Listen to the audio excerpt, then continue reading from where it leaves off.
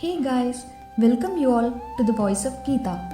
మీరు ఎప్పుడైనా ఆలోచించారా, ఒక పేదవాడు ఒక రాజు వీరిద్దరూ నిజమైన స్నేహితులు అవుతారా? అవును, అవుతారు. ఈరోజు మనం చూడబోయే కథ అదే. అవునా, ఏంటది? ద్వారకాధీశుడు శ్రీకృష్ణుడు మరియు అతని ప్రియ స్నేహితుడు సుదామా స్నేహ కథ. ఓ, తెలుసుకుందామైతే. అయితే ఇంకెందుకు ఆలస్యం, కథలోకి వెళ్ళిపోదాం. సుదామ ఒక పేద బ్రాహ్మణుడు. అతను చిన్ననాటిలోనే కృష్ణుడితో కలిసి సాందీపని మహర్షి ఆశ్రమంలో విద్య నేర్చుకున్నాడు.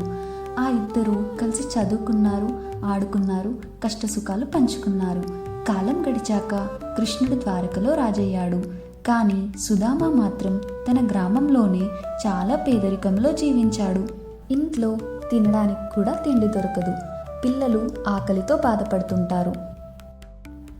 ఒకరోజు సుదామ భార్య కన్నీళ్లు పెట్టుకుని సుదామునితో ఇలా చెప్పింది.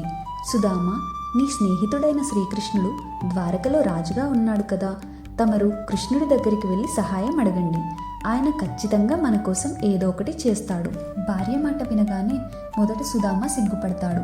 స్నేహం కోసం వెళ్తాను కానీ సహాయం కోసం అస్సలు అడగను అనుకున్నాడు.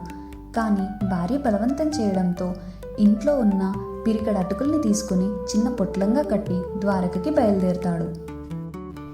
సుదామ ఆ ద్వారకా మహల్ చూసి ఆశ్చర్యపోయాడు. ఆ ఆభరణాలు, ఆ రాజసం అంతా చూస్తూ ఇంత ధనవంతుడినైన కృష్ణుణ్ణి పేదవాడినైన నేను ఎలా కలుస్తాను అని సందేహపడ్డాడు. కానీ కృష్ణుడు తన చిన్ననాటి మిత్రుడిని చూసిన క్షణమే సింహాసనం నుండి లేచి పరిగెత్తుకుంటూ వచ్చి సుదామను ఆలింగనం చేసుకున్నాడు. సుదామ, నా ప్రాణ స్నేహితుడా, నువ్వు వచ్చినందుకు నాకు ఎంతో సంతోషంగా ఉంది అని అన్నాడు. కృష్ణుడు సుదామను తన సింహాసనం మీద కూర్చోబెట్టి తన పాదాలను కడిగాడు. అదంతా చూస్తున్న సైనికులు, రాజభటులు అందరూ ఆశ్చర్యపోయారు. ఇంత పేదవాడిని కృష్ణుడు ఎందుకింత గౌరవంగా ఆహ్వానిస్తున్నాడు అని వారిలో వారే మర్మరించుకున్నారు. ఆ తర్వాత కృష్ణుడు సుదామ దగ్గరకు వెళ్ళి, సుదామ, నా ప్రాణమిత్రమా, నా కోసం ఏం బహుమతి తీసుకొచ్చావు అని ఆప్యాయంగా అడుగుతాడు. అప్పుడు సుదామ తన దగ్గర ఉన్న అటుకుల పొట్లాన్ని ఇవ్వడానికి ఎంతో మొహమాట పడతాడు. కానీ కృష్ణుడు సుదామ దగ్గర ఉన్న చిన్న పొట్లం లాగి తెరిచాడు. అందులో ఉన్న అటుకులని ఎంతో ఆనందంగా తిన్నాడు. ఇందులో నీ ప్రేమ ఉంది సుదామ, నాకు ఇది అన్నిటికంటే అమూల్యం అని అన్నాడు.